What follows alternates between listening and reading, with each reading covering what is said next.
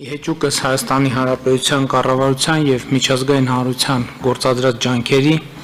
իրադրությունը հայ-ադրբեջանական սահմանագծի երկարությամբ չի կայունանում։ Ադրբեջանը շարունակում է ագրեսիվ հռետորաբանության և գործողությունների գործադրումը, միևնույն ժամանակ անպատասխան թողնելով իրադրության քաղաքական և երկարաժամկետ կարգավորման ուղղված միջազգային հանրության բոլոր առաջարկները։ Որպես այդպիսին ուզում եմ կրկին նշել ԵԱՀԿ Մինսկի խմբի համանախագահների օրինակ ապրիլի 13-ի հայտարարությունը, որով նրանք կողմերին կոչ են անում առաջին իսկ հնարավորության դեպքում վերսկսել բարձր մակարդակի քաղաքական երկխոսությունը համանախագահների հովանու ներքո։ Ուզում եմ հիշեցնել, որ մինչև օրս Ադրբեջանը չի արձագանքել այս կոչին, մինչդեռ Հայաստանը բազմիցս ընդգծել է իր պատրաստակամությունը ցանկացած պահի սկսելու բանակցային գործընթացը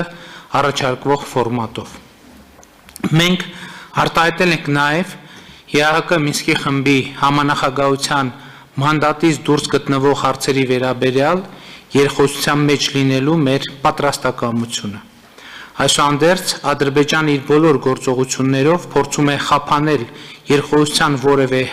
հնարավորություն հռետորաբանությամբ և գործողություններով վարկաբեկելով նաև նոյեմբերի 9-ի և հունվարի 11-ի եռակողմ հայտարարությունները։ Մասնավորապես իհեճուկս 2020 թվականի նոյեմբերի 9-ի եռակողմ հայտարարության 8-րդ կետի Ադրբեջանում շարունակվում են հայ ռազմագերիների, պատանդների և այլ պահվող անձանց շինծ ու դատավարությունները, որի հետևանքով նրանք դատապարտվում են երկար տարիների ազատազրկումների։ Հատուկ ուշադրության է արժանի այն փաստը, որ վերջին շրջանում գրեթե բոլոր դատապարտվածները գերեվարվել են նոյեմբերի 9-ից հետո խաղաղապահների պատասխանատվության գոտիներում։ Եթե այս փաստը համադրում ենք այն լայնածավալ հակաքարոզչության հետ, որ Ադրբեջանում վարվում է ընդդեմ խաղաղապահների և այն փաստի հետ, որ Ադրբեջանը մինչև օրս չի ստորագրել խաղաղապահների մանդատը,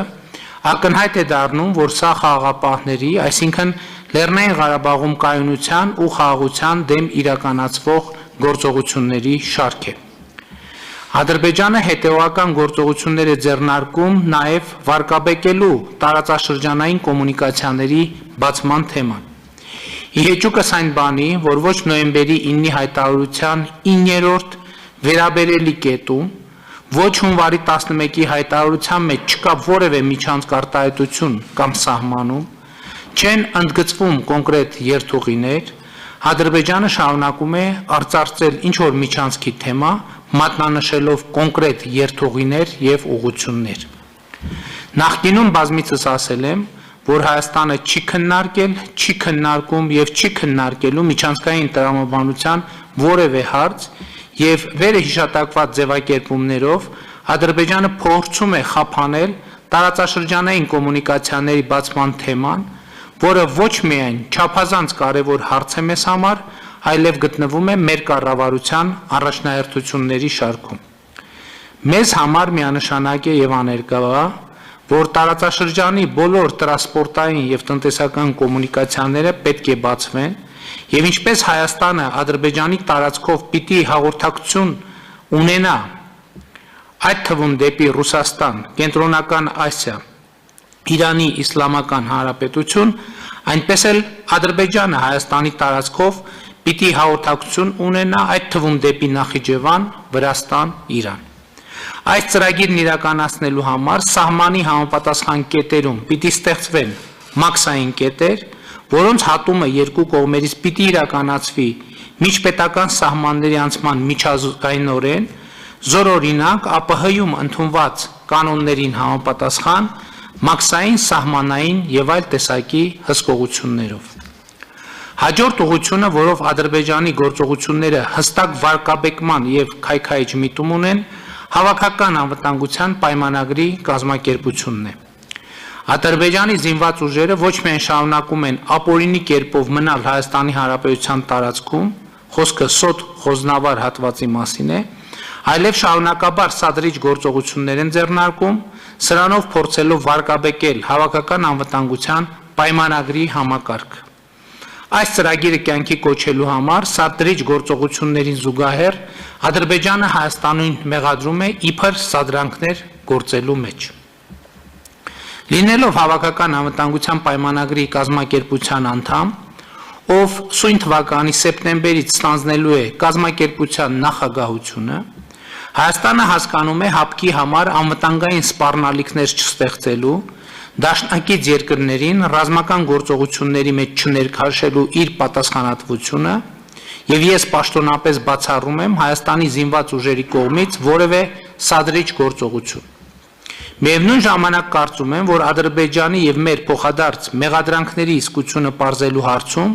հնարավոր լուծումներից մեկը կարող է լինել ՀԱՊԿ մոնիտորինգային առաքելության տեղակայումը հայ-ադրբեջանական սահմանի երկայնքով, ինչը նախատեսված է ՀԱՊԿ-ի գործունեության իրավակարգավորումներով։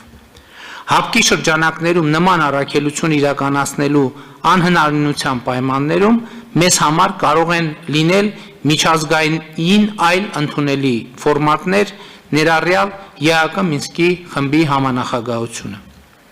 Հարգելի գործընկերներ, սիրելի հայրենակիցներ, կրկին ուզում եմ ընդգծել,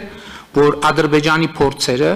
ցույց տալ, թե Հայաստանը դեմ է սահմանների դելիմիտացիա եւ դեմարկացիա սկսելու գործընթացին,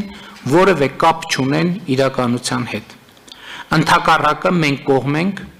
ավելին նման գործընթաց մեկնարկելու, տարածաշրջանում կայունություն եւ խաղաղություն հաստատելու մանդատ ենք ստացել սեփական ժողովրդից։ Դեռևս մայիսի 27-ի անվտանգության խորհրդի նիստում ես բարձրաձայնել եմ մեր պատկերացումները սահմանագծման եւ սահմանազատման աշխատանքների մեկնարկի վերաբերյալ, դրանք հետեւյալն են. Սոտ խոզնավար հատվածում հայ-ադրբեջանական սահմանային գծից թե հայ, թե ադրբեջանական զորքերի ետքաշում, սահմանային գծի երկայնքով Ռուսաստանի Դաշնության սահմանապահ զորքերի հենակետերի տեղադրում եւ սահմանային գծի մոնիտորինգ,